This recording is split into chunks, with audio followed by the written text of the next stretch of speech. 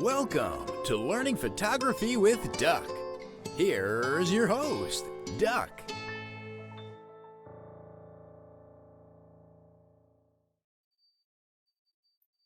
Hello, everybody. Once again, Learning Photography with Duck. I am your host, Duck, and it's hard to believe we're already into February.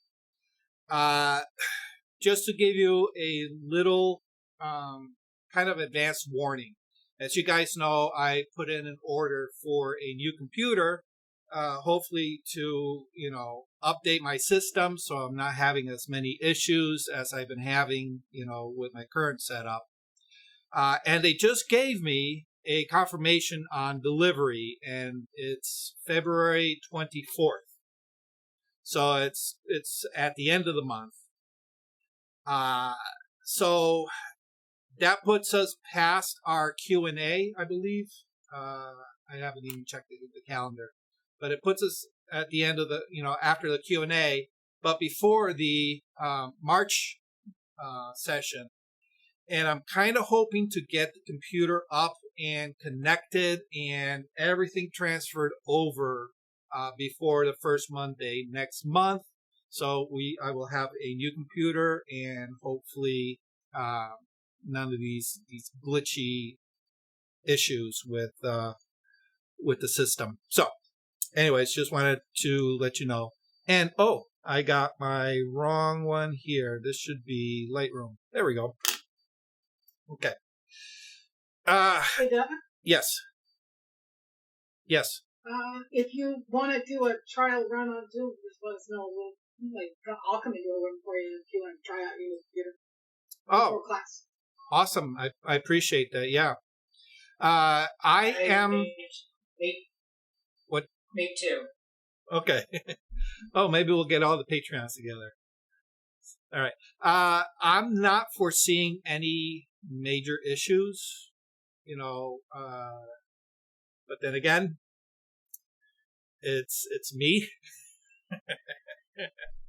Every time I said, I think I got it settled, I think I got it solved, something new pops up. So I will be asking you guys for some patience during that switch over. So we'll play it by ear. We'll see how it goes. But I appreciate it. I think I'll take you guys up on that offer and do a test session with the new system. Okay? As long as I have the same operating system you're using now, it should be no problem. Well, the machine's coming in with Windows 11. So it's the new generation. I don't foresee any problems. And basically, I'm just taking, everything that you see here, that's just being copied over. So, the only thing is the hardware is a lot better. The graphic card is 6 gigabytes of VRAM, so that's pretty awesome. And it's going to have a dedicated OS drive. And it's an M drive, so that should be like super fast. And what else? Oh, and it's going to have a built-in Wi-Fi card. So I'm hoping that some of the latency issues with the Wi-Fi that I'm having with this machine will be resolved with the new machine. So again, crossing fingers. Crossing fingers. Doc? Yeah. Do you think it would be better if you have it directly connected to Ethernet instead of using Wi-Fi? I had thought of it, but I'm in a kind of like a cooperative here at the building, and we're sharing Wi-Fi. And so in order to cover all the people that are on the Wi-Fi, the router is actually in my buddy's space 2 doors over. So if I wanted to run wire, it'd have to be like, I don't know, 50, 60 feet. And then I have, I don't know, let me see if I can, let me switch over. Oh, wrong one. I'll take this camera. Let me flip it around. I'll show you my desk. I have a floating, or not a floating desk, a stand-up desk. Mhm. All right. So you can see that I'm not against a wall. I'm free floating in my studio space. So I can take this desk here and I can move it just about anywhere in the studio. So having a cable, directly hooked up to the machine, I would have to literally just dangle it from the ceiling or something. I don't know how I handled it. You know. Have you ever thought about a booster? I just had to do that. In fact, just see yeah, no, to be honest, it's not the strength of the signal, it's just the quality of the signal. And I definitely know that I got one of those USB Wi-Fi things, the dongles. It serves a purpose, but it can't keep up with streaming. So yeah. So the new machine is designed for streaming. It's designed. It's a workstation. It's designed, for heavy duty graphics use. So, I'm pretty sure it'll resolve all my problems. That's my hopes. Resolve all the problems. But then again, I've promised myself things and only to have them fail on me. So anyway, I don't really have a lesson plan laid out for today, but I figure what I could share with you are some. We'll definitely take questions, and I was thinking maybe I can point out some of the little things that might be useful to you guys that usually don't get covered. If you are one of the type of people that will go to YouTube to try to learn a technique or something, a lot of the tutorials are on YouTube. They're basically, this is how you get this effect, this is how you get that effect, this is how you edit this, things like that. There are very few that go into like under the hood type things. Okay, so maybe I'll share a couple of little tricks that I've found useful. If you guys find it useful, great. If not, well, you learn something new that you can tuck under your belt, and maybe somebody else will have an issue and you'll go, oh, I remember Doug talking about that. All right. So one of the things, let me switch over to the desktop. You want me to try sharing the screen? Should I try sharing? Or, let me see. Yeah, well, we'll try. Let me get view. Where is it? Window projector. There we go. Oh, what happened? Yep, see? Just when... Oh, here it is.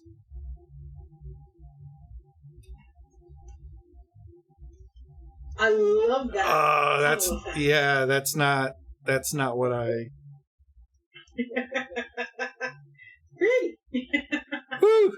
Share screen. Where is it? Window projector. There we go. Share. Okay, there we go. Good. All right, we'll see how we'll see how this works out. Okay.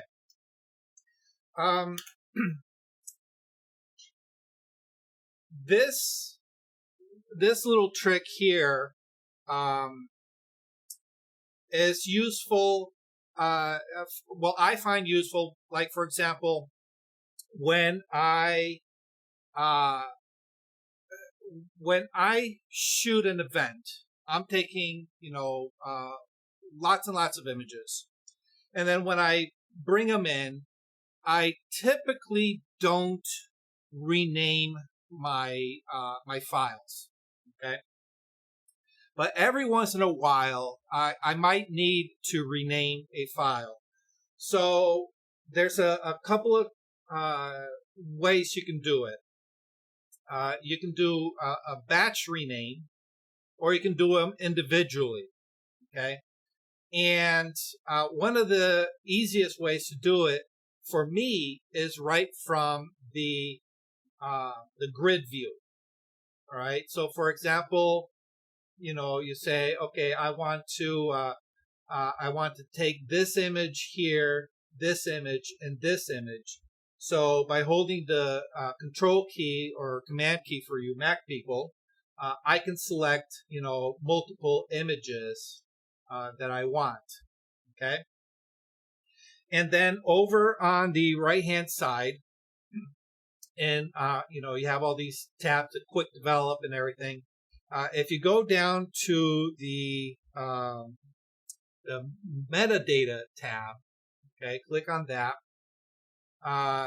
You'll see that you have some presets available. Of course, you'll have your copyright, okay, and if you followed along, this should be part of your preset when you import your images, okay. But further down, you'll have where it says file name, okay. Now, if you just have one photo selected, you're going to see the file name of that photo, okay. So this is image 0782 DNG, and you can see that it says 0782 right there, okay. Now, if I click on it, this becomes an editable field. I can edit that to wherever I want. So I can say, I'm going to call this, this was at Quarry Walk. So I can go Quarry Walk, all right? And I usually, me personally, I usually keep the 4-digit number that the camera assigns, simply because it's an easy way to find that one specific image, even if I rename the image. All right, so I can call it Quarry Walk, and of course it's going to reposition it in my grid. All right, but even with the file name change, all right, because I keep the last 4 digits, I can always find the source image in maybe in a backup that I have, okay, without having to say, I need to have access to the original file that I backed it up, but because I renamed it, I no longer know what file it is. I'm going to have to go search through the entire, the entire folder of images. And if there are 2 or 3, sometimes, you get 2 or 3 where you trip the shutter really, really quick, so they're almost identical. And now you have to be, forensic scientists trying to figure out which one of those 3 is the actual photo that you used. All right. By maintaining that 4-digit number at the end, I know exactly what file it is. Okay. But that, again, is just my preference. Okay. Sometimes for a client, I will make it a little bit easier for a client. So for example, I'll do this one. The one that I'm currently shooting. Okay. I'm going to be delivering a series of images on a product. So often what they're going to do is they're going to take these and just upload them to the website.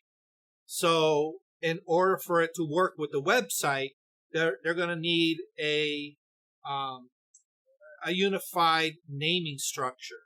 and it's usually either the product name, or if they have a SKU number, okay? And because, like, for example, the first 7 images here of the giraffe, they're all the same item, all right? So they would all be the same item name and or the same SKU number, okay? So in this case, what I'm going to do is, in order to maintain the order that they should be presenting these images, I will rename it, the product name, and then append 01, 02, 03, 04, etc. Okay. So what I'll do is I will select whatever images I want to rename. Okay. And because I have multiple images here, for example, when I click on where it says file name, you're going to notice that it says mixed now, mixed, because there's a mixture of different photographs, all right? But when I click on it, it's going to come up with a little bit of a dialog box, okay? So yeah, we can say giraffe, okay? And then right above it, we have a variety of presets that we can choose from. For example, you can have a custom name and X of Y. So it'd be 1 of 7, 2 of 7, etc. Okay. The custom name plus the original file number, which is usually what I do. Okay. Our custom name and sequence, all right, which would be perfect for this. Okay. But in order to do this with the sequence, what you'll want to do is you want to make sure that your images are arranged in the sequence you want them numbered in. Okay. So you gotta, let's say, you said, all right, well, I want this one here and this one here to be number 2 and number 3. So I'll go ahead and drag those into the number 2 and number 3 position. Okay. And then number 4, number 5, 6, and 7. Okay. Now that I have them in the order that I want, I can go ahead and click on the first one, shift click on the last, go over to where it says file name, click on mixed. All right. Giraffe. All right. Go to where it says custom settings, custom name and sequence. Okay. And then just below that, it's going to give you a preview of what the file name is going to look like. Okay. So it'll say giraffe -1. Okay. And then over on the side, you can say, all right, what number do I want to start with? Okay. And this is helpful if, for example, you start off with maybe 5 images and you say, oh, you know what? I need to go to 7 images. All right. But you've already numbered the first 5. All right. So now when you go to rename the other 2, you can say, well, I need to start at number 6. Okay. So there's a lot of flexibility. And of course, you can just do a custom name, period, a date, and the date in a file name and sequence. All right, so you can keep the file name, but just append the sequence to it. Okay, or down at the bottom, you can create your own format. Okay. And this one here is pretty powerful. It has a lot of presets. Okay. So, for example, where it says image name here, okay, image name, if you drop down, you have some presets. You can do the file name, a file name with a suffix, or even just pull from the folder name. Okay, so if you have a unique name for your folder, it can append that. It can keep the original file name, and things like that. You can do sequences. You can pull information from your metadata. and have that appended to your file name when you rename it. All right. Of course, you have to have some data already entered into these fields if you're going to use it. Okay. You can do pull stuff from your EXIF, like your exposure level. Why? Who knows? Your focal length. So if you want to preserve, what focal length you shot at, what lens you used. Okay. So there's a lot more than you'll probably ever need, but it's available. Okay. And of course, you can create custom text. All right. And right here in this block up here, anything you type in is going to be appended to your file name. Okay. So this offers quite a lot of flexibility. So for example, this one here that says sequence number. Okay. Let me back that up. And where it goes sequence and date, when I drop that down, you can see that you have a lot of choices. All right, you can do sequence, single digit, so it'll start at 1 and keep counting up. Or you can say, you know what, I want to be 2 decimal places. All right, so it's going to start with 0, 1, 0, 2. And then when it gets into the 10s and 20s, it'll be 10, 11, 12, and so on. All the way up to having 5 character numbers. Okay. Usually I do the 0, 1, just because 0, 1 will place it before 1, 0. All right. Sometimes some computers will do 1, 10, 11, 12, 13, and then 2, 20, 21, 22. It's really weird. So this having the 0, 1 kind of forces it to the beginning of the number line. Okay. So, and then once you have it, you just hit OK, and it will rename everything. Okay. So right up here, you can see giraffe 2, giraffe 3, giraffe 4, and so on. Okay. So it's a really nice way of being able to go in and rename all your images. Okay. One of the reasons you might want to do it here is because when you go to export, that's one less thing you have to worry about when you export your images. Okay. So for example, with client work, or maybe you shoot events and you deliver, various sizes to your client. So you might deliver, like for example, you might deliver something at a high resolution and something that they can share immediately on social media at a lower resolution. But they're all being sourced from the same file, and you can all do it in a single batch. So rather than having to rename each batch all the time, you can do it right here. And it's going to just grab the file name, and you'll have unique file names when you batch out to the various sizes. Okay. So that's one nice little feature. Okay. In the same section here, all right, you can also do the same thing with the capture date and time. Okay. Oh, wait a minute.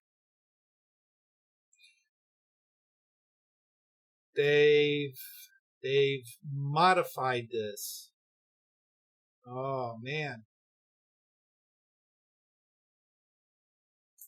You used to be able to do the time. Now I'm not seeing it anymore. What the heck? Oh, here we go. Exif. Here we go. All right. This little drop down.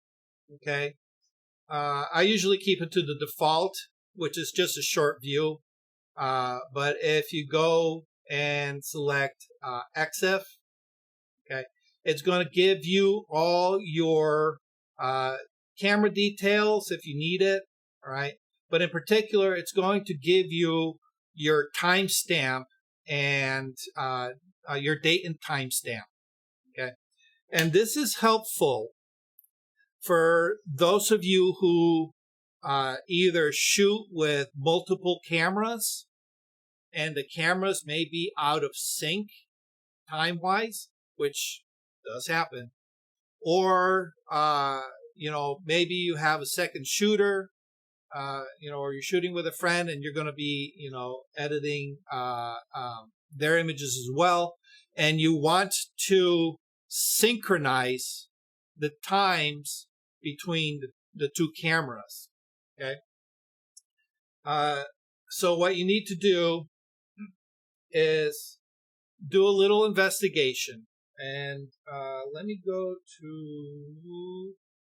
All right. I don't have a great example for this, but you're shooting. Excuse me. You're shooting with two cameras, and you notice that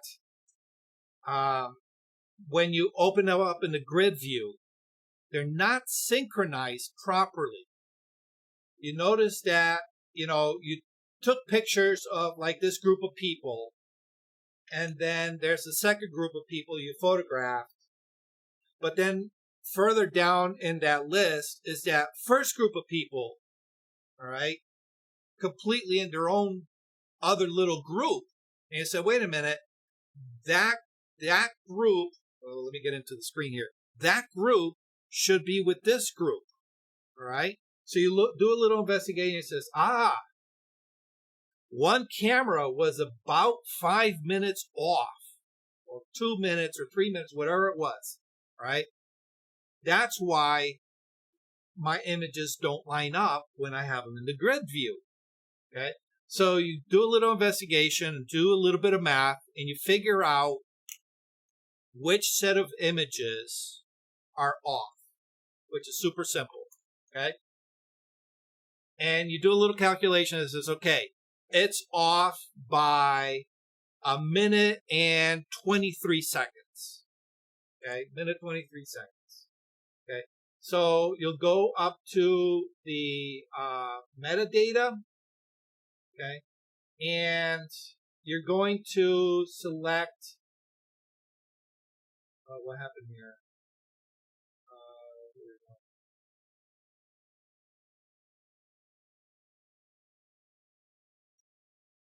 See, metadata, and you're going to select whichever camera. What the heck's going on here? Oh, I see. We don't need. Okay. All right. So I have two cameras, a Canon 6D and a Canon 5D Mark II. Okay. You can see right up here. Okay. So you're going to say, oh, well, I'm going to change the date on the 6D. Okay. Oops. So you're going to select all the images that are taken by that camera. Okay. And then it's going to give you look at the first one, you're going to look at the date. Okay. And you say it's 4:03:44. And you say, well, I need to adjust that time and reduce it by 1 minute and 20 seconds. Okay. So that would be, instead of 4:03:44, it'll be 4:02:24. Okay. So now you have your value. Okay. You're going to select all the images. Okay. And when you look again, you're going to notice that because you have multiple images, this is not populated. Okay, but go ahead and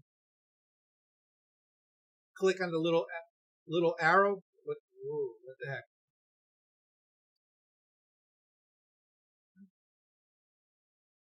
Camera 6D. Come on.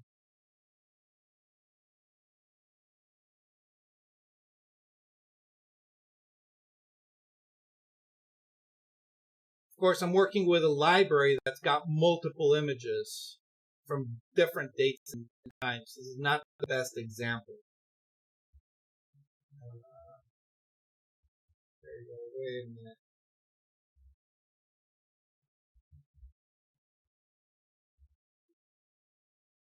There you go. 60. Okay. Select them. All right. What the heck? I haven't done this in like forever.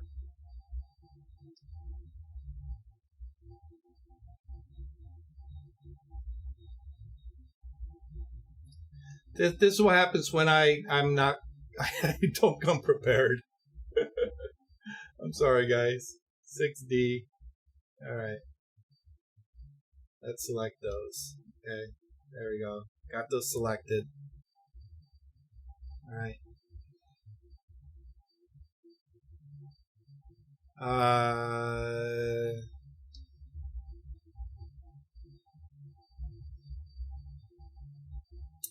You know what? I think they changed something since the last time I've done this, because you used to be able to click on it and modify the time, and now I can't do it. So I stand corrected. Oh, here it is. Okay, edit capture time. They put it here. Metadata, edit capture time. All right, so we'll go with June. Hey, Doc, EOS. you were in front of your menu when you showed that. Oh, sorry. Okay, give me 1 second. Let me go back to the classroom. Metadata. 2001. Canon EOS. All right. Let me switch over. Metadata. Edit capture time. There we go. Okay. Thank you. All right. And then from this dialog box, it will allow you to shift. It allows you to shift the time. Either you can shift it by a number of hours, which is not what we want, or change to file creation date for each image. All right. Now, what you see here is the timestamp for the first image in the sequence. Okay, and it's going to give you your original time, which is not editable. You can't click on that. And the corrected time. So what you do is in the corrected time, you will put in your time correction. So it would be, let's say I wanted to make it 4:02:24. All right. So I'm shifting it down by a minute and 20 seconds. Okay. And you can also change the date and all that. Okay. And then when you click on change all, what's going to happen is it's going to change that first one to that time, but every consecutive one, it's going to shift whatever timestamp is the original timestamp. It's going to shift it by that number. Okay. So adjust by a very specific time. So 02:24, change all. Right? And then now we have 02:24, and then this one, which was later. Okay, you can see that let me zoom in here. Okay, you can see there's my original time, and there's the new time that's been modified. Okay, by a minute 20 seconds. Okay, see that? All right. So this allows you to synchronize if you shoot with multiple cameras. Okay, or let's say you forgot to change your, or something happened. You replaced the battery on your camera, and for some reason it screwed up your date and timestamp, and you were shooting all day long, and you import your images, and you say, "Oh wait, these are telling me this. These are taken in 2007. It defaulted to the original timestamp of the camera. All right, that doesn't serve you any good. So now, you go ahead and change the camera, first of all, get it corrected. And now you come back to your images and you do a little calculation and you say, okay, I need to update all these images that I took. So you're going to select everything in your folder that needs to be adjusted. Okay. Go to metadata, edit capture time. Okay.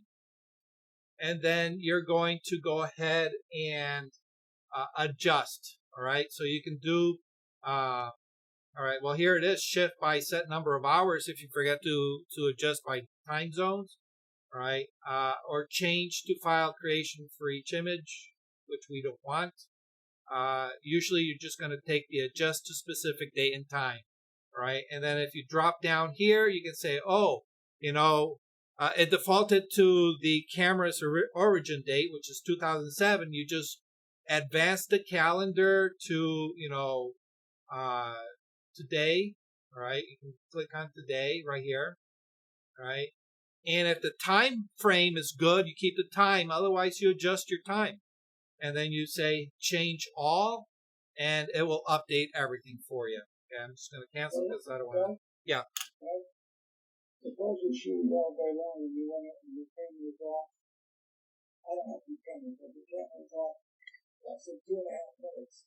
Yep. And you shot at 8 o'clock in the morning, 9 o'clock at night. Will it change them?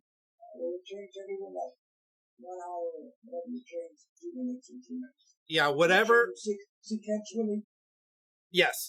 So whatever you put into your range, it's going to adjust by how much you designate the adjustment. Okay. Yeah. So if you let's say the camera failed to register, the fall, spring forward, fall back, whatever, specifically that it's off by 1 hour. That's an easy shift. Okay, that's an easy shift. All you got to do is say, oh, these are all the images that I took today. I'm going to select them all. Go to metadata, edit capture time, and then the only thing you need to change is that hour. All right. So instead of being 4:02, it was actually 3:02. All right. So you change it. Okay. And again, it's going to pull the data from the first image in your selection. All right. So it's going to adjust that first image, and then it's going to go down the line to each image, whatever time stamp is on that image, it's going to shift it by whatever you told that first image. So if you told that first image to go back 1 hour, each one of those is going to go back 1 hour. Okay? Hey, Don, can I ask a question? Yes. No, I'm sorry, I was... Oh, Lihia! Welcome! Thank you. I'm so sorry. My computer was giving me grief when I was trying to log in. Trust me, I know all about that. I was just telling everybody that I got confirmation for my new computer, and I can't wait. Now, quick question. Yes. Give me an example. Why do I want to change the time on my photograph? What will happen if, for example, I want to remember what happened? Somebody's calling. What about if I want to remember that some images I took them in the morning and some images I took them in the afternoon? Well, it's going to keep that time difference. All it's going to do is you're just doing a shift to correct for any mistakes in your time. And time in the camera. Time, either the camera was wrong, or like I mentioned to everybody earlier, if you use two cameras and one camera is 305 and the other camera is 307, all right, it's off by 2 minutes. Even though for us, 2 minutes difference is not a big deal. But when you lay out all your images in sequence from the two cameras, all right, and you're doing, let's say you're photographing a wedding, there is a specific sequence to events, and you don't want to mix that up.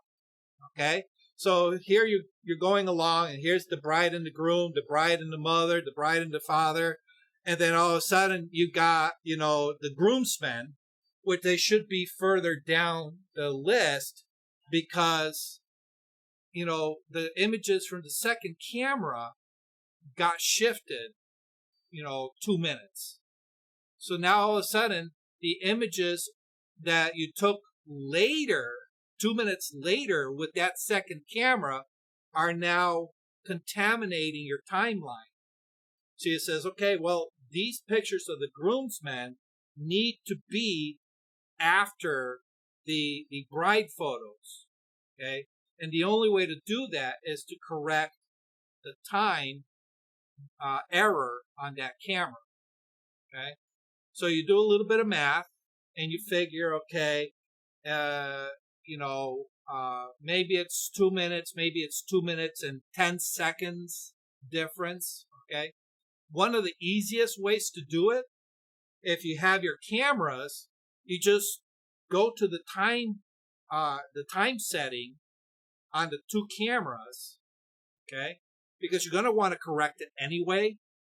So you look at the two cameras and you say, okay, well, this one's saying 305, this one's saying 307 and 30 seconds. So now you know that you need to correct 2 minutes and 30 seconds. All right. So now we can go in and we can use our sorting filter.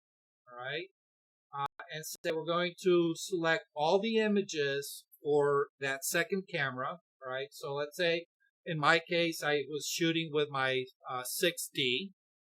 I select all those, and I know that those are off by 2 minutes and 30 seconds. Okay, so I will then go and adjust to the new time, and it's going to adjust that first image by the 2 minutes 30 seconds, and then it's going to read the timestamp of the next one and adjust it by 2 minutes 30 seconds. All right, so it's not going to give it, so if I say, well, it's the time is 3:05, and I'm going to change it to 3:07, it's not going to make every image 3:07.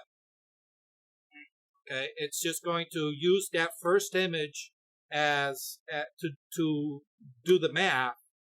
Okay, and it's going to apply that 2 minute 30 second shift across the board to every consecutive image. Okay, and then when you have your images in your grid view, now they'll all be in sequential order. They're not going to be out of sync. Okay. Thank you. So that's probably the most common reason for using this feature is when you use two cameras, which I tend to do quite often. All right. Even if you're going out shooting birds, all right, you might have if you have two bodies, you have maybe a telephoto lens on one and a short zoom on the second one. You know, rather than switching lenses over the time, you walk out with two bodies, and then you bring it home and you go, oh, here's the eagles. Wait a minute, there's a seagull in here. I didn't shoot the seagull until later. What's going on? Ah, my cameras were out of sync. All right. So, okay. Any other questions? Most of you may not have a need for that, but you'd be surprised. I found that I've needed to modify my time, even with a single camera. I've found that I've made mistakes in setting the proper time. It happens. Okay. All right. So this little metadata panel is pretty useful. Okay. All right. Let me go back to my defaults. Okay. Any questions? Anybody have any questions? All right. Let's see.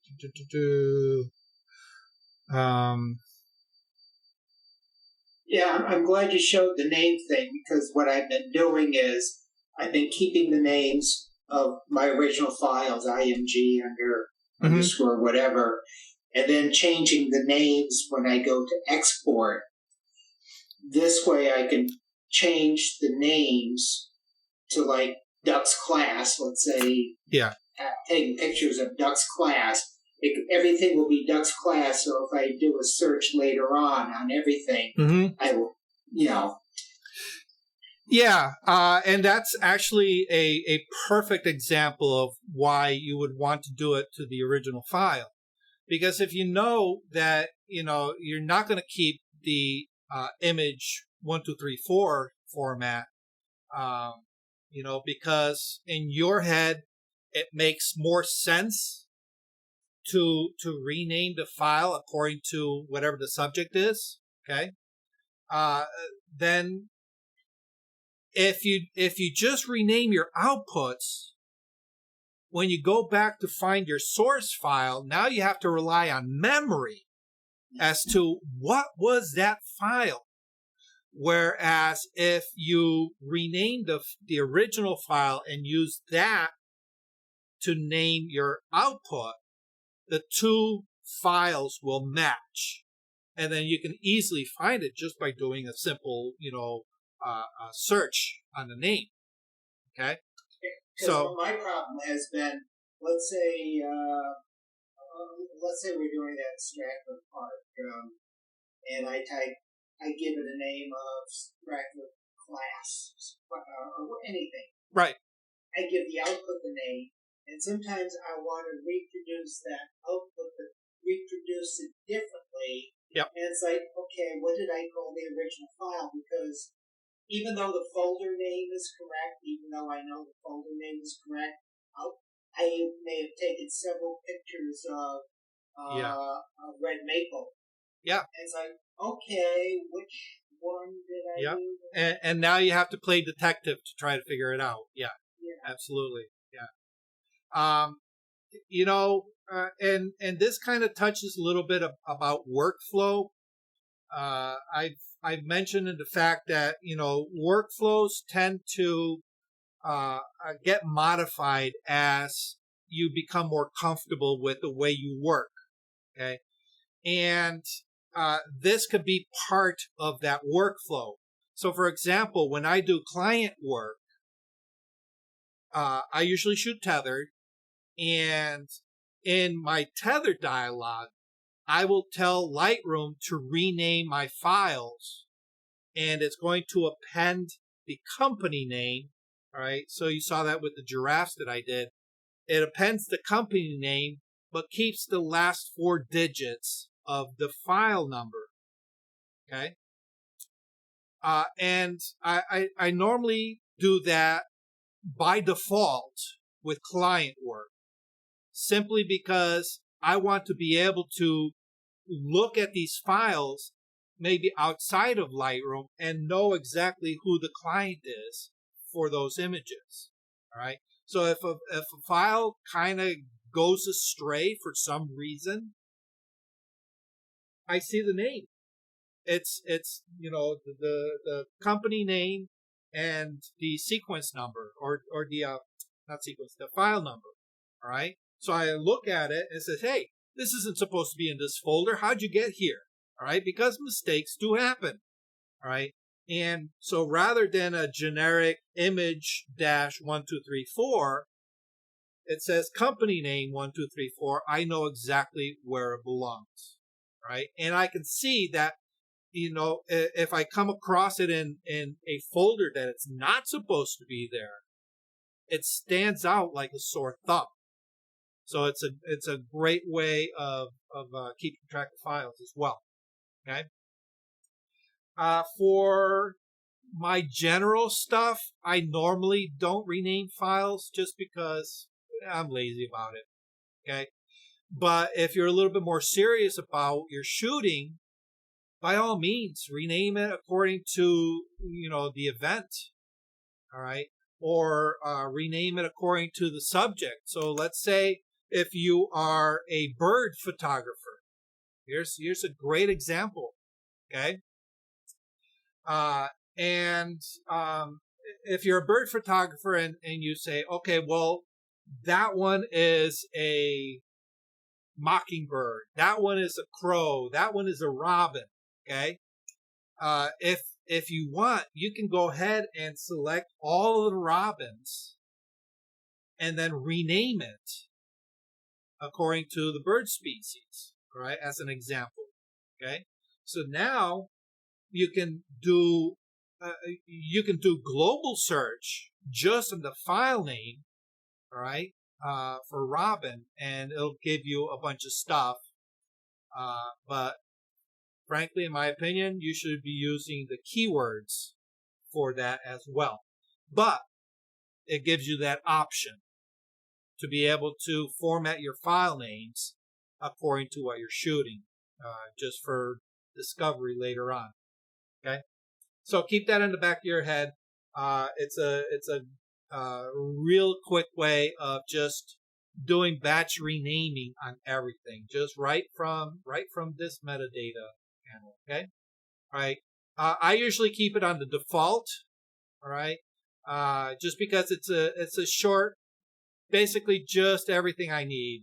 All right, I just need to know the file name.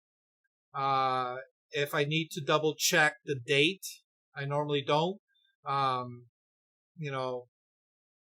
basically just this stuff right here.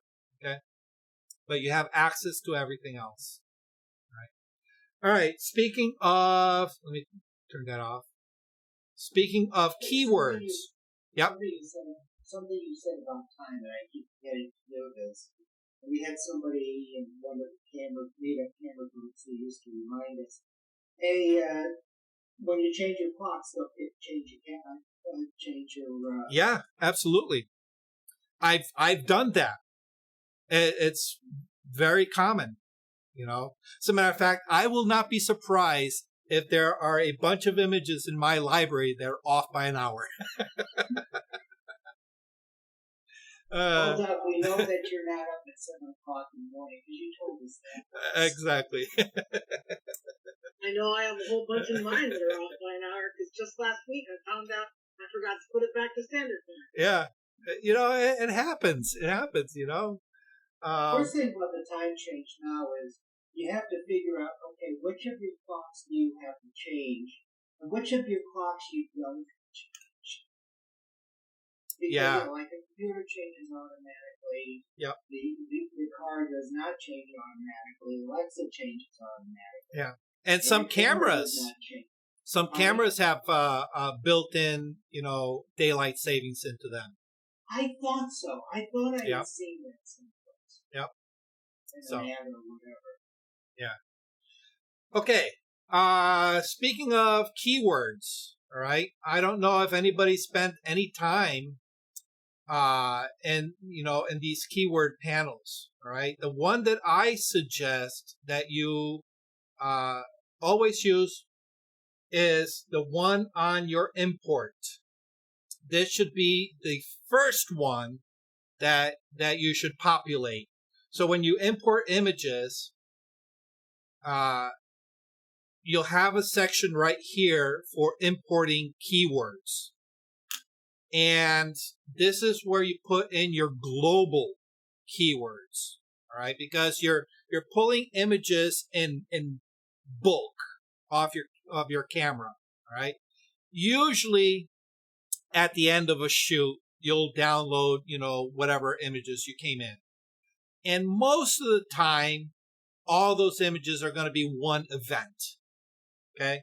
So here is where you're going to enter the keywords that apply across the board to all your images for that event. All right. Things like location. Maybe, if it's a camera club event, you might want to, put what camera club it was. All right. The location, if it was at a park or at a civic event or whatever it was, all right? These are keywords that apply to every single image, okay? And you should try to get into the habit of making this a religious part of your ingest workflow. Every time you bring an image in, you should 2 or 3 keywords is all you really need. All right. They should be the most obvious for that event. Okay. So this is your first line of events that you should all be doing. But in the library module, we have 2 additional tools. All right. One called keywording. And this is where you will go with your local keywords, all right? And so, for example, you might do an event where, let's say you go to the zoo, all right? And you're going to be photographing the giraffes and the elephants and the rhinos and the monkeys, okay? So the global keyword is the name of the zoo, right?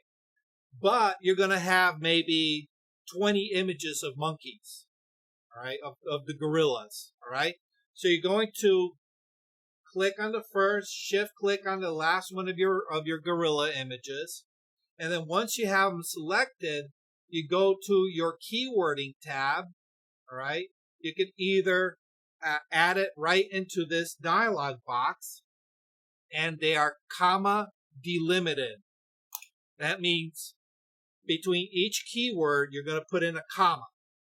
You don't need to put a space. It doesn't care if you put a space or not, but you need a comma between keywords, all right? So you're just going to do gorilla, comma, monkeys, comma, whatever, monkey house, if it was, if the zoo had a special place, okay? Or if you want, you can, right below that dialog box is a keyword entry box where you will just type in one at a time. So you would type in gorilla, hit the enter key, and it sends it up to the keyword list, right? And then you would enter your next keyword, hit enter, and so on, okay? So this is where, once you've culled your images, you just go down and say, okay, these are my monkeys. The next set, these are all the rhinoceros.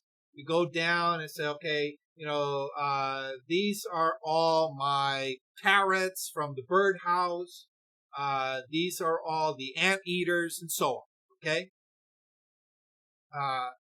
Even though they are all at the zoo, okay, you can't put in gorilla as part of your global, because then all of a sudden you're going to have a picture of an anteater that's going to be labeled gorilla. Doesn't make sense, right? So this is where you put your local keywords, okay? If you do events, all right, so for example, Bill, you do a lot of events, okay? If you do, like, for example, weddings, okay, you can have preset keywords, all right? right below this, there's two sets of 9 keywords. The first set, Lightroom is going to kind of use its artificial intelligence to kind of make suggestions based on what you've previously entered for this group of images, and says, okay, based on your keywords that you're using now, you've also used these keywords in the past, and it's going to populate these this series of this list right here of 9 slots. Okay, I'll usually glance at this because every once in a while it may put something in there that applies that I forgot. And so, oh yeah, you're right. This particular keyword fits this selection. And then all you got to do is just click on it and it'll auto-populate your keyword list. But what's more important, right below it is a keyword set where you can create your own, right? So for example, I have one called hashtags, right? Everybody knows what a hashtag is, right? You use the pound sign and then, some short code. It's very popular on social media, okay? I use hashtags for a totally different reason in Lightroom, okay? I use hashtags whenever I create an automatic collection, right? Automatic collections is Lightroom will create a collection based on specific criteria that you tell Lightroom to look for, right? So I use these hashtags as triggers for those collections, okay? So like, for example, here I have one, hashtag portfolio. So whenever I'm editing, I say, oh, this image, I need to put this into my portfolio. All I got to do is come here to my hashtag that says hashtag portfolio. I click on that, and it's automatically going to put it into a smart collection of images that are designated for my portfolio. Okay? I have one here for behind the scenes. Okay? I like to share some behind the scenes stuff. As a matter of fact, let me go to this one here. Okay? Because I haven't tagged this one yet. I created this image. I'm going to make you guys dizzy with there we go. This image here, all right? This is a composite to show the rigging that I used to make that assembled image that I showed you earlier, okay? This I created specifically to be a behind-the-scenes shot, all right? So now I can tag it with a hashtag BTS, which means behind the scenes. I click on that, and it adds it right there to my, let me zoom in. See it right there in my keywords? Okay. And now, whenever I do any kind of global search for behind the scenes photos, I just search for that hashtag and it's going to bring it up. Or, in my case, I go to my smart collection that I created for these hashtags. I'll show you that in a little bit. Okay. But you can create any set of 9 keywords that you tend to use, right? So for example, if you are a nature photographer and you have certain critters that you're always photographing. Maybe there's a fox that lives in your area and you always see it all the time. Well, there's one to put into your hashtag, all right? Bird, pretty generic, but birds are something that you photograph all the time. Maybe you photograph deer in your area. Maybe you have chipmunks. Okay, so these images or these subject matters pop up in your photo stream all the time. So you can create a custom list of all these keywords that pop up all the time. So rather than typing it in over and over and over and over, all you got to do is come over and click on that one listing in your keyword set, and it automatically does it for you. No typing involved. It's a one-click solution. Okay, and you can create as many. Here's one for portrait photography. All right, outdoor. If it's outdoor, if it's indoor, if it's a headshot. All right, is it a candid shot? Am I doing pets or kids, okay, or babies? All right, is it a family portrait? Okay. So a one-click solution for very quickly keywording your images. Okay. All right. I'm going to take this one, and I'm going to put this one as where's my hashtags? That one's definitely going in my portfolio when it's done. Okay, so I might as well tag it now, right? Well, I'm thinking of it. All right. So now, let me go back to the library. Okay. And if we go down to collections, all right, I have a bunch of collections, and here's my portfolio images. Okay. There it is. That's the one that I just tagged with, that's my portfolio piece. Okay. So everything here, is stuff that would go into my portfolio. Okay. Actually, I got stuff here that's no longer in my portfolio. I can probably take that out. All right. So it's a quick way of being able to organize your images with keywords. All right.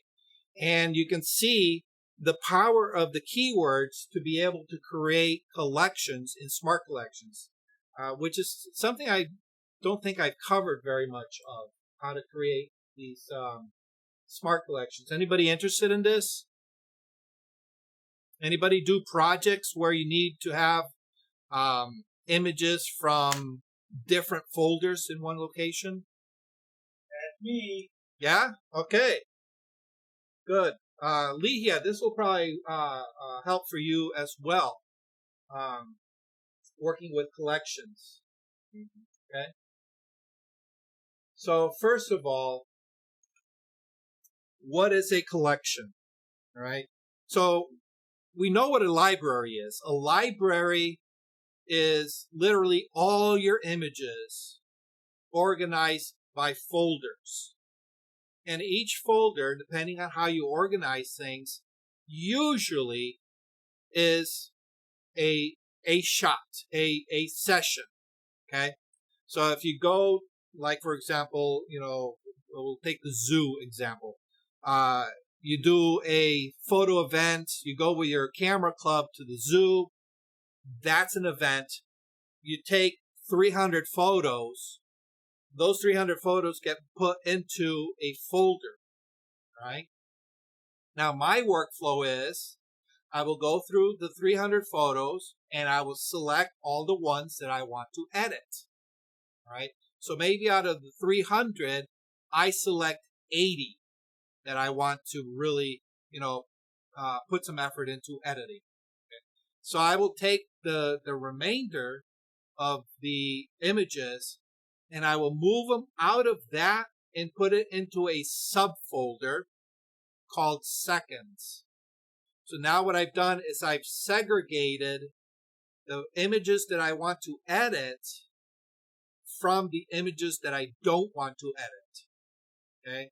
And I keep the ones that I want to edit in the top folder, and I put the images that I don't want to edit into a child folder called seconds. Everybody follow? Okay. So I've made a physical separation on my system. All right. So now I'm going through these 80 images, and it says, oh, you know what?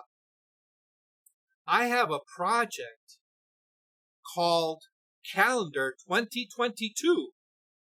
All right, or let's pick next year. I have a calendar 2023 that I want to put together. All right, and I want to get 12 images that are going to go into this calendar. And as luck would have it, the theme is animals. Okay, so I'm going to go ahead and select 12 images, right, for that calendar. Now, I'm going to edit 80, but maybe out of the 80, I might select 1 or 2 really superb images that are going to make it into that calendar. Okay, and then over the rest of the year, I'm going to keep an eye out for that extraordinary image that's going to go into that calendar. Okay, so what I'm going to do is I'm going to create a collection that is just going to hold very specific images from across my entire library, right?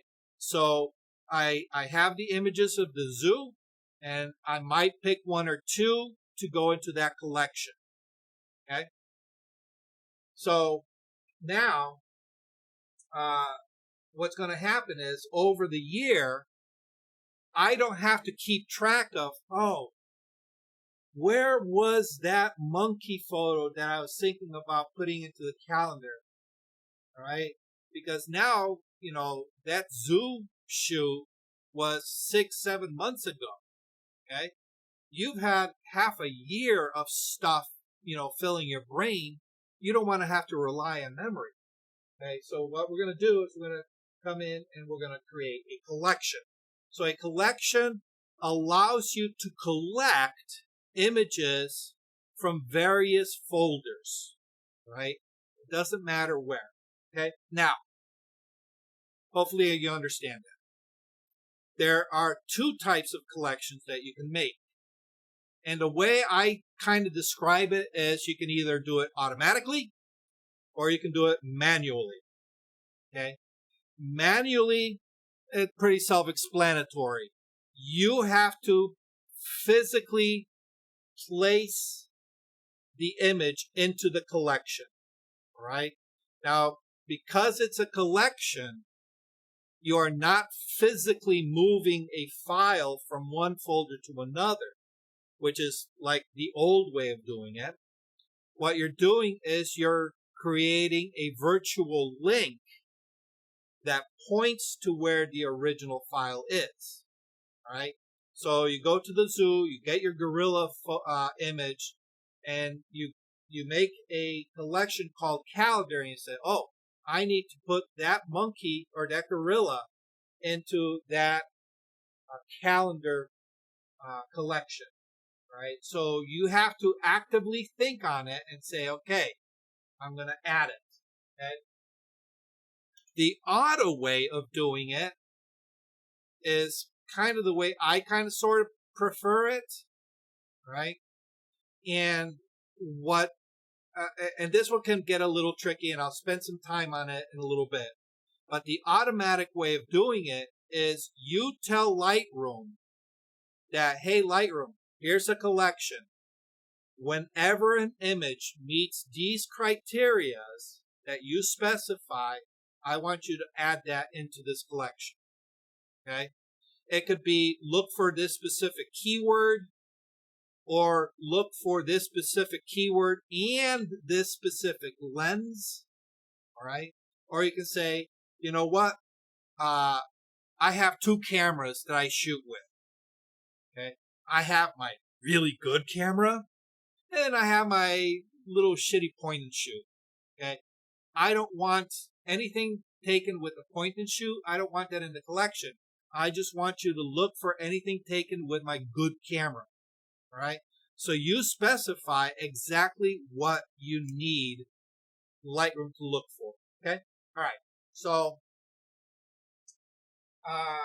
we have the collections tab. All right. You have to be in the library module. The collections tab. all right? And there's a little plus symbol, okay? And if you click on it, it's going to ask you, what do you want to create, all right? Do you want to create a collection, which is just a normal collection? This is the manual collection. Or do you want to create a smart collection? And this is the automatic collection, okay? Oh, and you could also create sets. So think of sets as a filing cabinet and a collection as a drawer in that filing cabinet, okay? All right. So to create a collection, you just click on Create Collection, right? And you're going to give it a name. Let's call it Calendar 2022, all right? No, what did we say? 2023, right? Next year, okay? We need a project, okay? And you could say, if you have sets, all right, you can pick whatever set you want, all right? In this case, I don't want it inside a set. I want it by itself, right?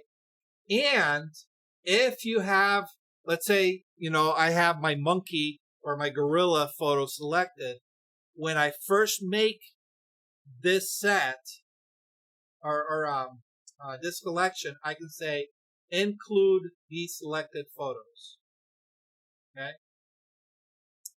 And you can also make it the target collection, right? The target collection allows you to use a shortcut key to quickly send, images.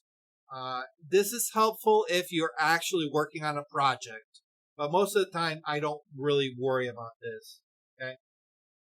And sync with Lightroom. This is if you got like Lightroom Mobile, you can synchronize this with other versions of Lightroom. Okay, so if you use Lightroom on the cloud, if you use the Lightroom Mobile, okay, you can synchronize this with other versions of Lightroom. Okay, I don't use those, so I usually don't bother.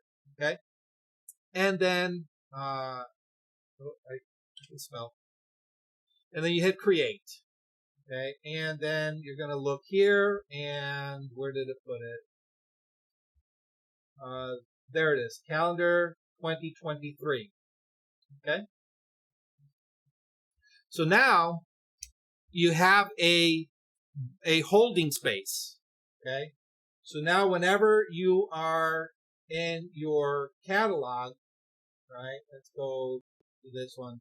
And you say, I want to add, let's say I want to add this.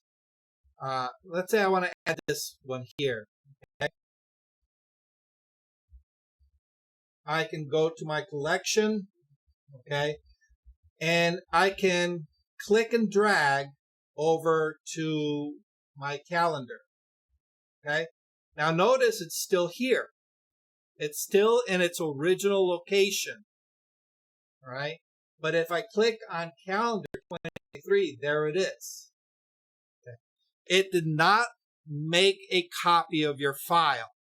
This is a virtual copy, meaning that it's just pointing to its original location, right? So it's kind of like if you create a virtual copy within a folder. That's all it is, okay? So any changes you make in the actual folder will be reflected here, right? Or you can just select it here, do your edits, by the original image. System's hanging up here a little bit. Is it flashing for you guys? It looks like it's flashing, yeah. Yeah, see? Can't wait for the new computer! Okay. All right. Now, if you designate let's say I want to make this my default, okay? If I can just right click on it, all right, and set as target collection. Set as target collection. You can see that it puts a little plus symbol, Let me zoom in. It gave the screen a chance to catch up. Holy cow. See, this is the frustration.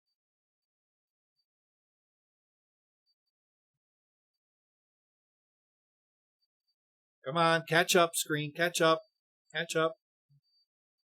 Where are you? Then I did it for a little bit. There it is. Okay. It's catching up. There it is. All right. See the little plus symbol? All right. That lets you know that that's the default. You can only have one default collection at a time. Okay. So now you can say to yourself, okay, I'm going to take a few minutes. I'm going to browse through my library and, I want to see if I can find anything to add into my calendar.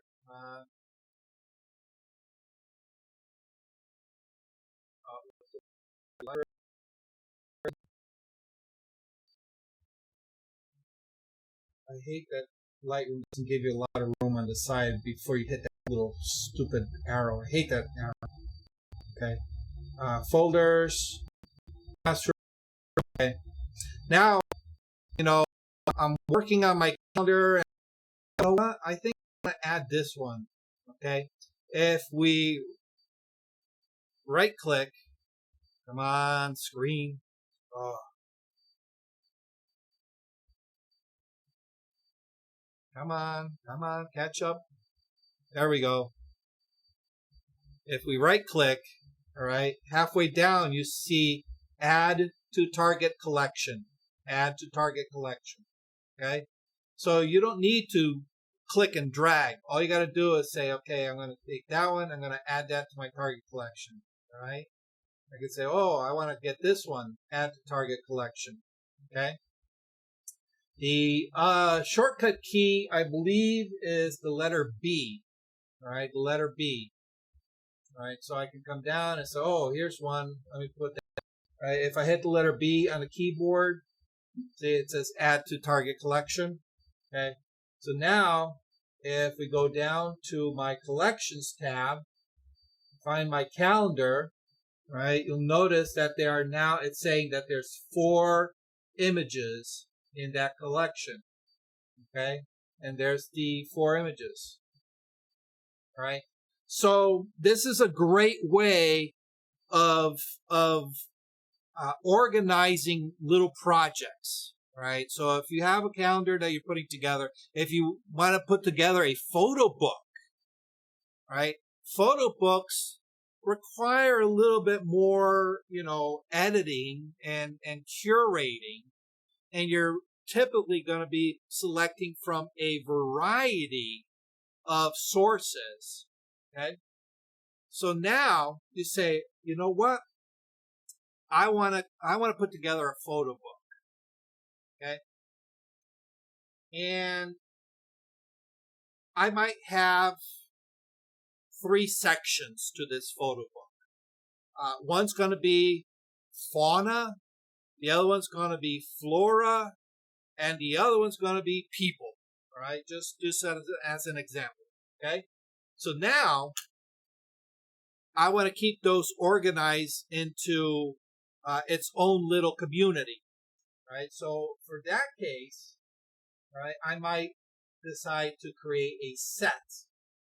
Right, so we're going to go back up to the collections. Click on the plus symbol and create a collection set. All right, and that's all it is just a compartment to hold collections in. All right, and we'll call it my photo book 2023. Okay, and we're not going to put it into a set. All right, because it's going to be its own set, and we're going to say create. All right, and here it is, right here, my photo book 2023. And if we click on the little down arrow, you can see that there's nothing there. Okay, so now I'm going to select it. Okay, and I'm going to create 3 smart collections. 3 smart collections. Okay? And I'll tell you why. All right? Smart collection number 1 is going to be fauna. Okay? And this is going to contain all, animals. Okay? Now, because this is a smart collection, it's going to automatically pick images for me. All right? But I want to be smart about what images go into this. All right? So now, because I have this very specific project in mind, all right, I can create customized keywords that apply only to this collection set. All right? So here we go. I can use the name of this collection, fauna, and create a hashtag capture. All right? So we're going to match any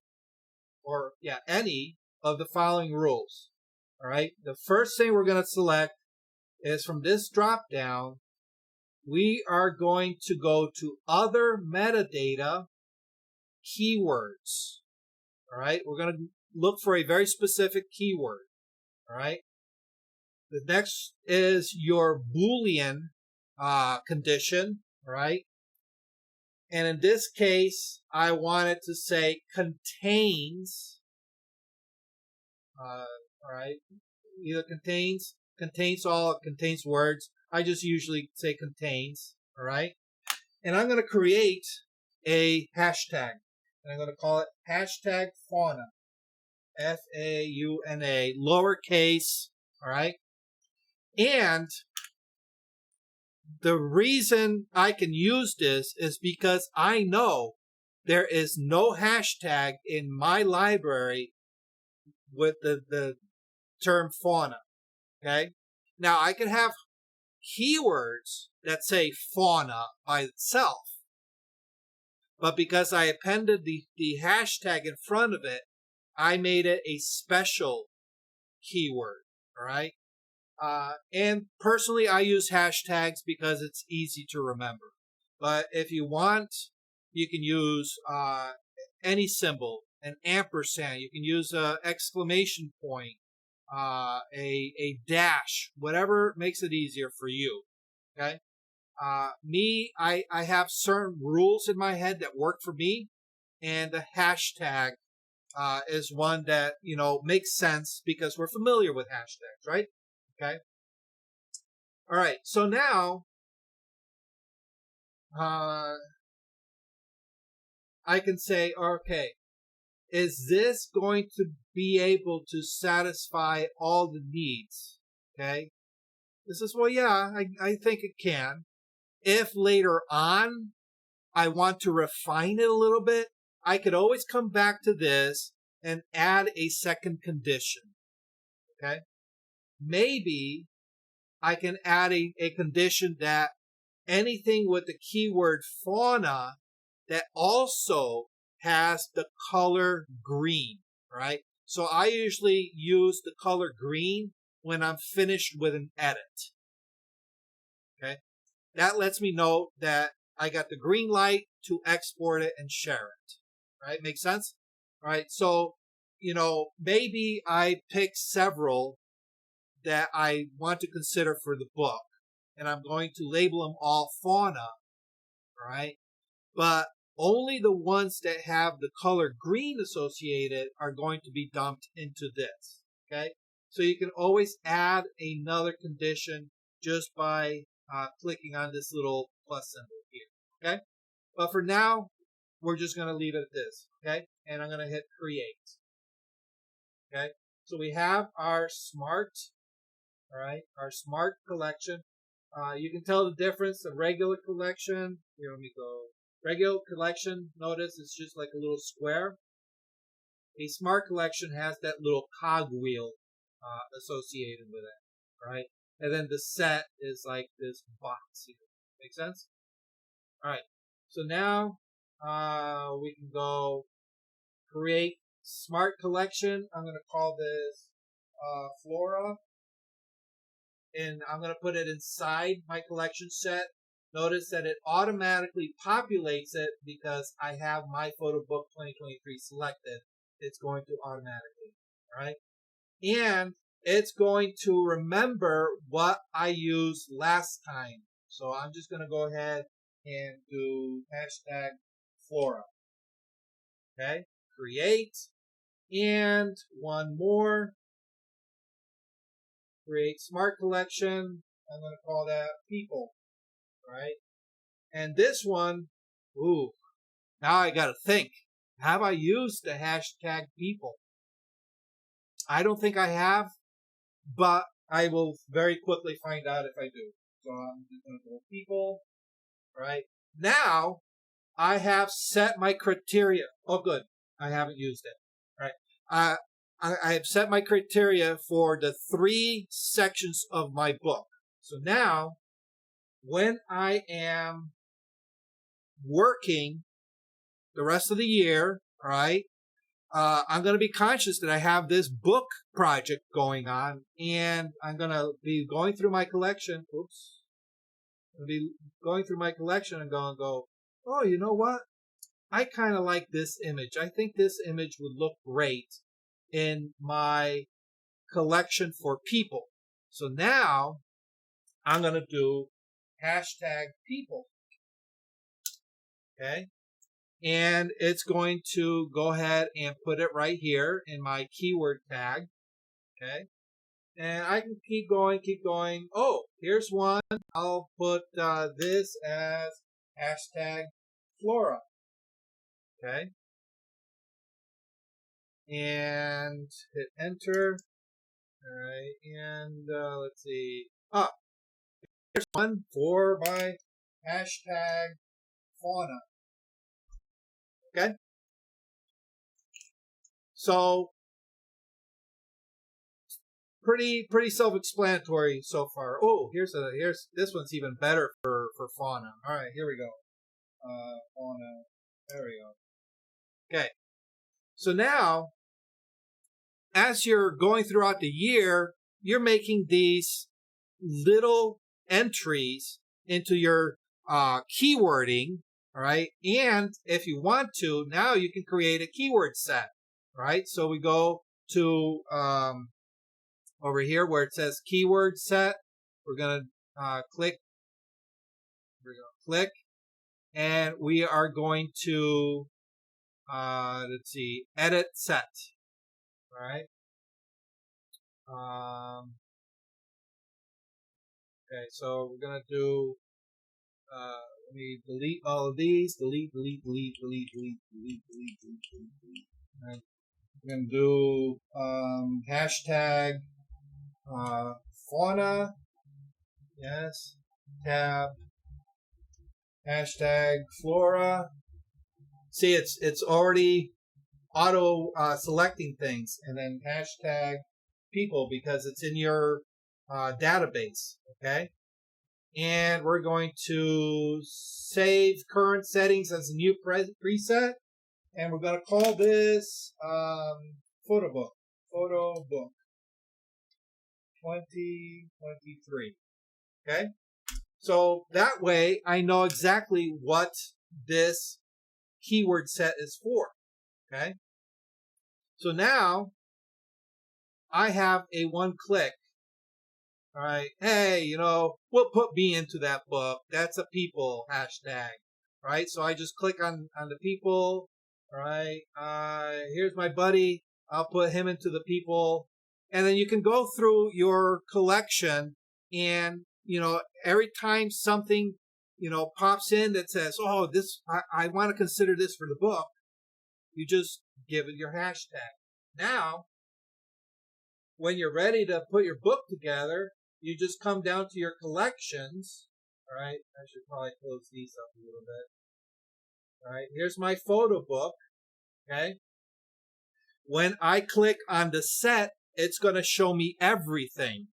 All right. But because I want to work one section at a time, I can say, okay, well, here we go. Right? These are my 3 people one. And, okay, well, you know what? This middle one here, it's not doing anything for me. So I can get rid of that hashtag, hit enter, and it automatically removes it from my collection because Lightroom is looking for that hashtag as the trigger, right? So this is the power of automatic collections. Make sense? Can you find a use for it? Are we going to have people building their own calendars now? All right. Brian, you see the power of it? Yeah, actually, this is what I was talking to you about, redesigning and redoing my whole catalog. And what made me realize, one of the things that I do is that I will come across a picture I took maybe 10 years ago, and it will pique my interest, so I'll want to take it somewhere and work on it. And I was thinking about making a projects folder, but like this, with collection, that seems like it may help me a little better than having to organize it outside. You know, for us old folks that, you know, before Lightroom, that was the way. I would make copies and copies and copies of the same file, and just so I made sure that, one, I didn't lose it, and 2, that it was going to the appropriate project. And then after a while, it just becomes such a mess. Because now it's like, now you have to track, okay, did I edit this one the same way as I edited that one? Because this one's for this application, that one's for that application, all right? I made a change here. Did I make that change to that one? That's such a backwards way of working, right? So when Lightroom came around and oh my God, I fell in love with it, just for that alone. But the nice thing is that you can create virtual copies so that you say, okay, well, you know, I have it formatted this way for this application, but I need a square format for this application. You create a virtual copy, and all you do is change the aspect ratio, and you're good to go. You know? My original technique was I saved every image I ever took. And I had to organize and create a folder somewhere on my hard disk. But those never, ever, ever got modified. Yeah. So I would either move them and make copies or even work on the Photoshop, save the Photoshop file, and then that's how I do. I went in and edited it. See a corresponding Photoshop. Yeah, yeah. Yeah, you're right.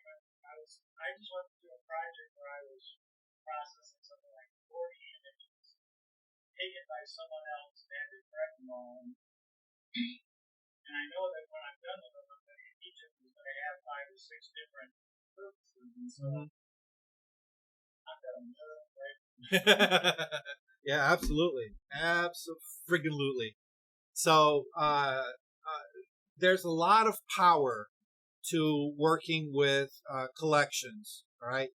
And now that you understand the difference between a regular collection and a smart collection, you know, just think about what you need for your particular project.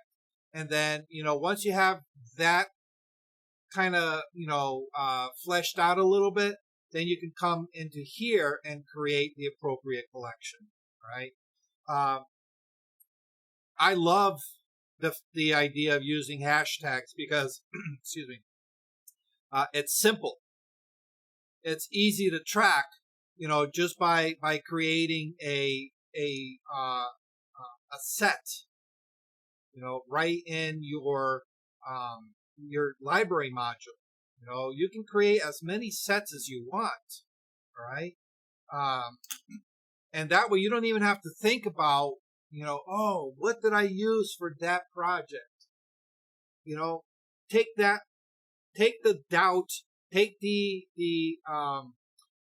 guesswork completely out of it, and you create the tools. Literally, you are creating the tools to help your workflow flow better. Okay. All right. Not bad for an impromptu lesson today. We got some really good. Any questions on anything we covered? No? Any questions on anything that you have an issue with or problems with that relating to Lightroom? Yeah, go for it. Okay, I have a question. On the virtual catalog, what would happen if you move the original folder? What would happen to the virtual in the catalog? Lightroom tracks the original file, so you can move that original as long as you move it within Lightroom.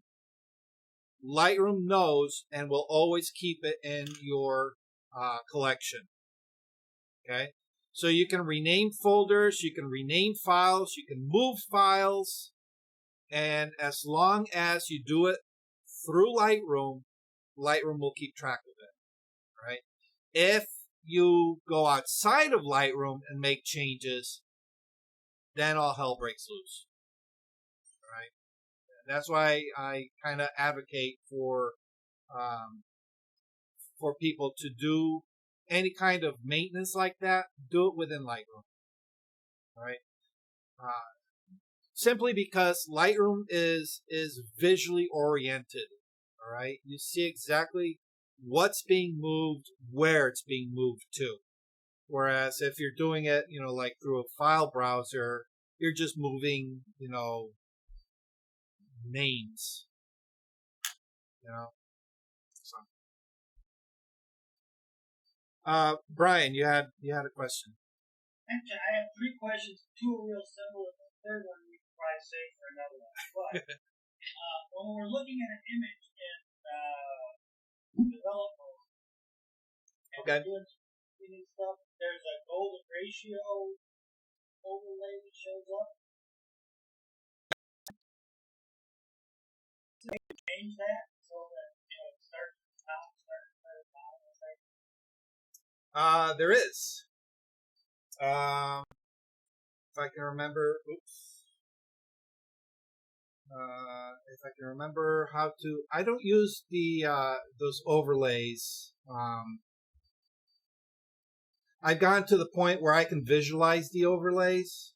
Yeah. All right. I just So it's not a big thing. yeah. I just remember having some software before that lets you play around. So let me go ahead and go to the desktop.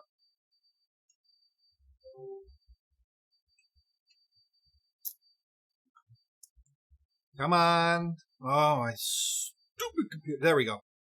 All right. You're talking about this overlay, right? Yeah. Okay, so mine, though, it shows a. Oh, here, let me. Yeah. Anyway. All right, hold on. Let me share the screen again. Share. Oh, come on. There we go. Always wants to put that window in the forefront. Okay, so this particular overlay is your traditional rule of thirds. Mental block there. Oh, getting old. This is usually the one that's defaulted for mine. But if you hit the letter O on your keyboard, it will actually toggle through the different overlays. Okay, so this is the golden triangle. This is horizontal center, or vertical center.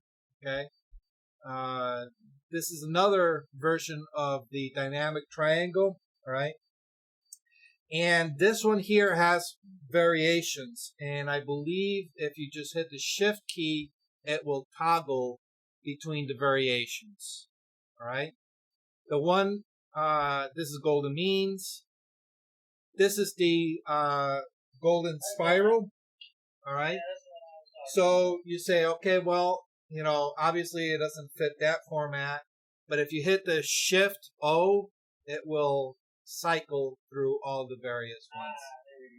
All right. Obviously, this image does not apply. All right. To be honest, yeah. This is very cool. I didn't know. Oh, yeah. No, it's a cool feature. All right. This one I'll use every once in a while. It gives you a variety of dimensions. All right. So if, for example, if you want to know if the subject is going to fit within like an 8x10, but you also want it to be able to format it for a 4x6, the aspect ratios on a 4x6 and an 8x10 are totally different.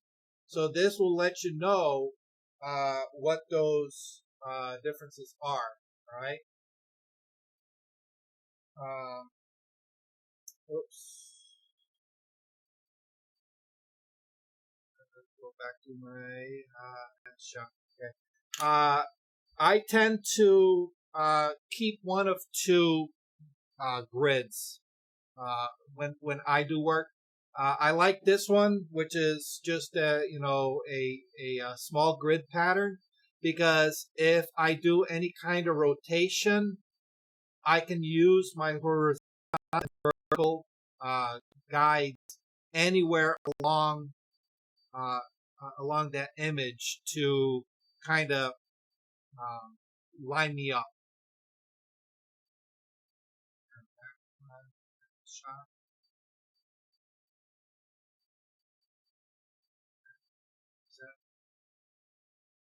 The other one that I will keep is the rule of thirds. Come on, screen. Ugh. I can't wait for my computer. All right. The rule of thirds. Okay. Now, some of you have heard my going beyond the rule of thirds talk. I'm going to be giving that talk again through Milford Photo. So if you want to learn a little bit more about all these different grids and how they can be used to compose your image, I will be talking about them during the Beyond the Rule of Thirds Zoom session through Milford Photo. So if you're interested, it's a free session. I don't have the date handy on me, but I can get it to anybody who wants it. Lihia, you're invited to sign up if you want to. I'll be talking about all the different grids, as well as some of the psychology behind how we read images. And once we understand how the human being reads an image, that helps us make stronger compositions that work, with the way, the human mind reads images, right? But because I'm very familiar with all those other different formats, I can basically use my mind's eye with the rule of thirds grid. So I don't need to switch, through to all these other grids. I can see it just within this grid by itself. So again, I like making my life easy. So I kind of just leave it with the rule of thirds grid. And I know that I can put the spiral within this grid. And I know that my, points for the spiral are, in these particular spaces. Oops. Okay. So that's how you get to them. When you are in the crop tool, the letter O cycles through all of them. And when you come to one that's, asymmetrical, you just hit the shift key and then the O, and it will toggle between those asymmetrical versions. Okay? And there's no way you can combine both. No, no, The ruler third and then the triangle. no. Yeah, they're overlay, so it's gonna cycle through all of them, you know. But you know, again, once you become familiar with how a grid works, you can just visualize it with your mind's eye, you know, as to where each one is. You know, with experience, you won't even need the grids. You'll be able to, you know, kind of project with your mind what the grid looks like. You'd be able to live off the grid. You live off the grid, yes. All right. Your other question? Yeah, and it's about the same thing here. I was cropping some photos today, and when you open up the crop tool, you can go custom, but you've got a number of settings. Correct. And I noticed that you can go for 2x3 or 3x2.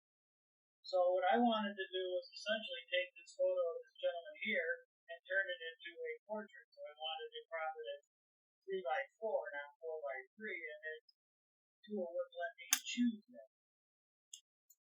Now, if you open up the crop tool for the different dimensions, see there's 4x3. There's 4x3, but I couldn't find 3x4. Okay. Aha. All right. Here's 4x3. Yep.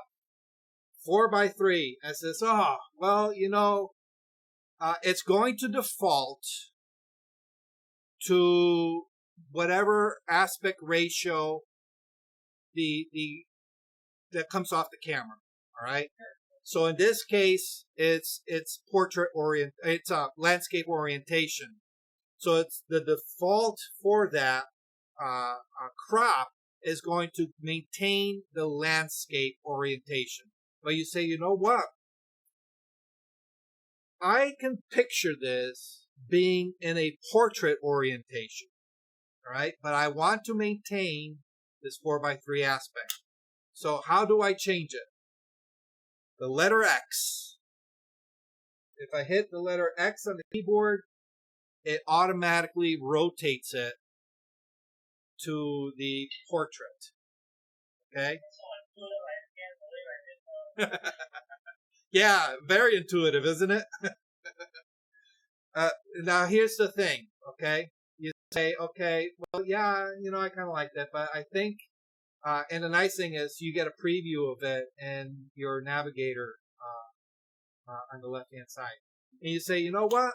Yeah, I kind of thought it would work, but now that I'm actually seeing it in that aspect ratio, I'm not liking it. I want to go back.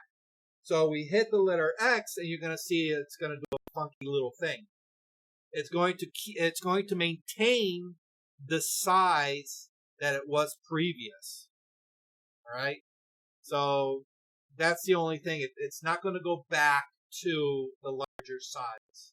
You now have to go in and manually change it. Okay. That's the only thing. But it's minor. Okay. So yeah, letter X. Letter X will toggle, right?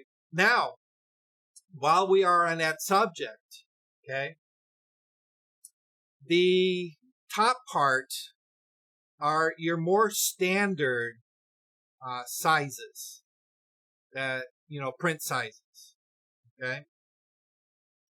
And right here, there's some custom sizes, right? You can create custom aspect ratios, all right? And there's two ways of doing it. One, you can do it by actually putting in the inches, okay? But it prefers you going by aspect ratio. So you need to do a little bit of math to figure out what the aspect ratio is, all right? Or do what I do, go on the web and look up aspect ratio calculator. And then you put in whatever dimensions, and it will give you your aspect ratio. So, for example, I have a couple here that I use specifically for websites, right? So this is right up our alley, all right? If I need to create a thin banner, okay, I have one that will give me that exact aspect ratio. Okay, obviously it doesn't work with this particular photo, but okay, I have a variety of banner sizes. All right, so if you're working on a project and you know that you need to create custom banners, and that's what this was for. This was actually for a website that I created custom banners for. All right. I need to know that the image is going to fit within it. So having this readily available as I'm shooting allows me to make sure that I create the image to fit. Okay, and you just put in whatever aspect ratio you need to create whatever banner you want. Okay. That would come in real handy for any kind of social media work because Facebook, Instagram, yeah, all of those things have specific aspect ratios that they like. Right, exactly. So if you want to generate something for a Facebook cover, what is it? It's 800 something by 300 whatever. You can just plug those numbers right in, and it's going to give you the aspect ratio. All right. The only downside to it is that once it's created, it just keeps the numbers. It doesn't allow you to rename it with something that I can't say instead of 16 by 2.05. I'd rather rename that to main header image.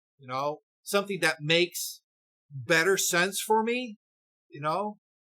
Because what I often end up doing is like, oh shoot, was it the 205 or the 3.1? And then I end up toggling between the two until, oh yeah, no, it wasn't the 205, it was the 301.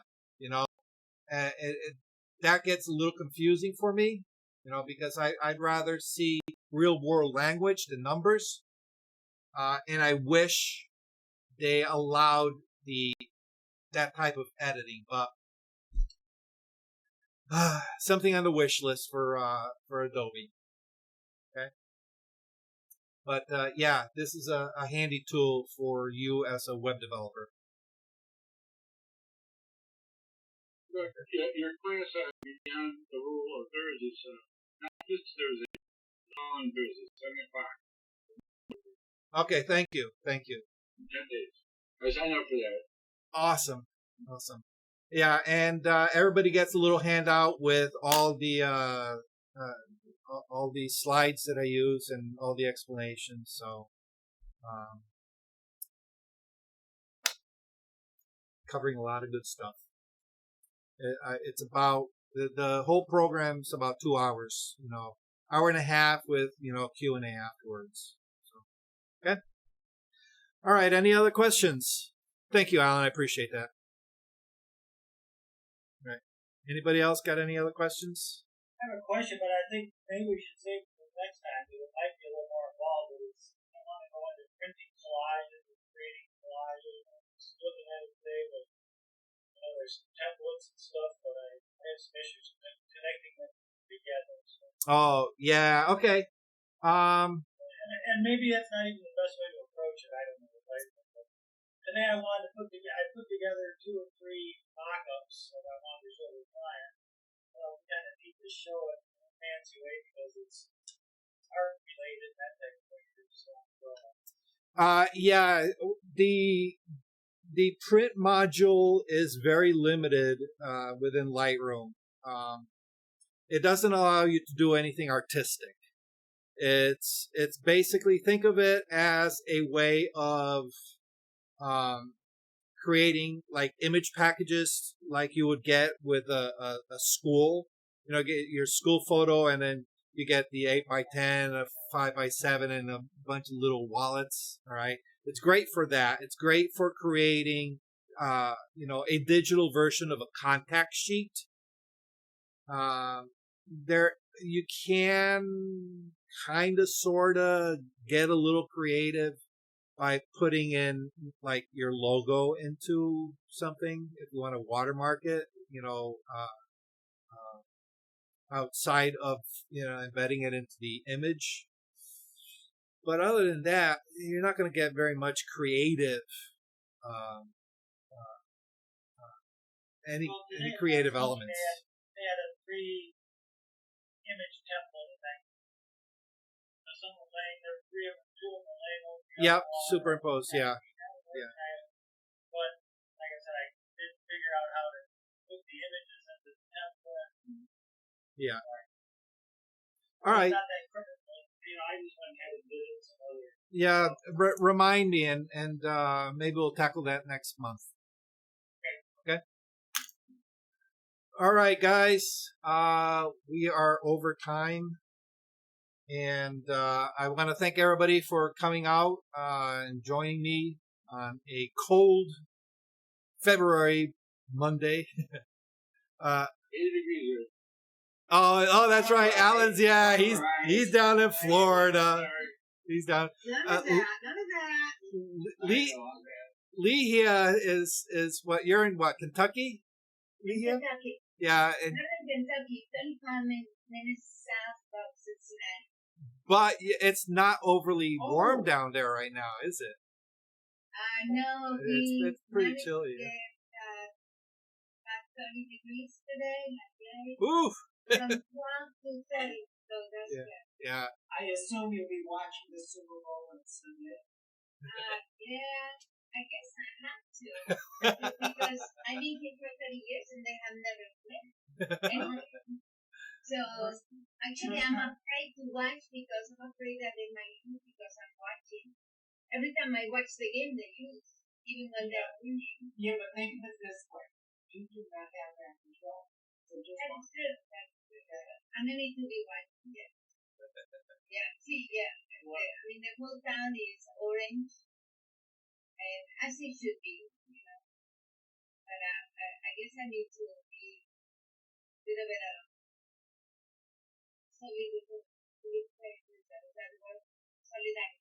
Solidarity. Yeah. Yeah. A Yep. long time ago, long time ago, I was working in a company that was so super Bengals everything. The whole company loved the Bengals. And I was so new in town. I was really new. It was like in my second year in Cincinnati. So one day, we were in a meeting, picture this whole meeting. And then suddenly me turns around and like, explain this to me. Why do you guys cheer up for the Bengals when they lose all the time? Silence. And I said, there's always the Cowboys, Texas. And there was silence. I'm like, and then my boss was like, Lee is the football team. Yeah. You got a point. I'm so sorry. You're silent. You came this close to being fired and you didn't even know it. I mean, it was like, Oh, that's funny. Not All that right. I need to be honest, but I was okay. But thank you so much. I really enjoy being here, and I will see you next Tuesday. Next Monday, Photoshop. Yeah. So next Monday, I'm going to be going over using textures, and we're going to discuss how to create a texture brush. All right. So what you learned there is you can apply it to creating any kind of brush, but we're going to be making a very specific brush for an image. So that's the topic for next month, or next week, rather. Okay? Very nice to meet you, everybody. Pleasure. I probably won't be here next week because it's Valentine's Day. Valentine's Day. Nobody loves me. I'm going to be here. Well, Well, you know, you like that, Doc. I think you do. Ask my wife. She'll tell you. She doesn't love me. She just keeps me around to reach the high stuff. All right. What's the name of that computer you've got on order? Well, it's custom made by Origin PC. Origin PC. Yeah, I bit the bullet on 2 new machines. The workstation L series workstation, and the NS17 laptop, which is their workstation version of a laptop. Actually, the laptop was more expensive than the workstation, surprisingly enough. That laptop coming in. That's what I was interested in. Yeah. I choked on final price. Ugh. I've never paid so much for a computer in the past. It's like, but I need it, you know. You've guys seen firsthand my frustration with this, you know, this beast, just because of its age. You know, I'm so due. Half of what I need to do in Photoshop I can't, because the graphics card is out of date, you know. And even with some of my other graphics programs that I use for illustration, they're starting to show their discomfort, you know. I do a lot of vector graphics, and my vector programs are like, yeah, I'd love to be able to do that for you, but, you know, your graphics card isn't letting me do it. Damn. So. Well, as they say, that the satisfaction of quality long outlasts the sting of the price. Yes, and you know, I've said it before. This computer here and even my laptop, you know, back in the day, I didn't feel as big a sting back then as I am now. And I think it's because the price now, everything skyrocketed because of the supply shortages. You know, it's graphics cards, you know, 2-3 years ago, you can get them for 60, 80, 120 bucks. The same cards are now going for $300-400 bucks. And it's like, you know, motherboards are just ridiculous. The case, it used to be the case was the cheapest thing out of the whole machine. Not anymore. I can't believe it. It's incredible the price of computer parts now. So, but you're right. Gotta suck it up. Gotta take this thing because I need it. All right, guys. Thank you very much for hanging out with me. If anybody has any questions during the week, you can reach me by email. You can reach me by Facebook. Feel free to get a hold of me. All right. Thank you, everybody. Always, always a pleasure. Good night. All right. Good night, everybody. Thank you for watching Learning Photography with Duck. Brought to you in association with Milford Photo, your local full-service camera store. Located in downtown Milford, Connecticut, Milford Photo offers you a personalized shopping experience. From the latest camera gear to printing and framing services. And, of course, educational workshops to teach you the finer aspects of photography. Don't forget to tell them Duck sent you.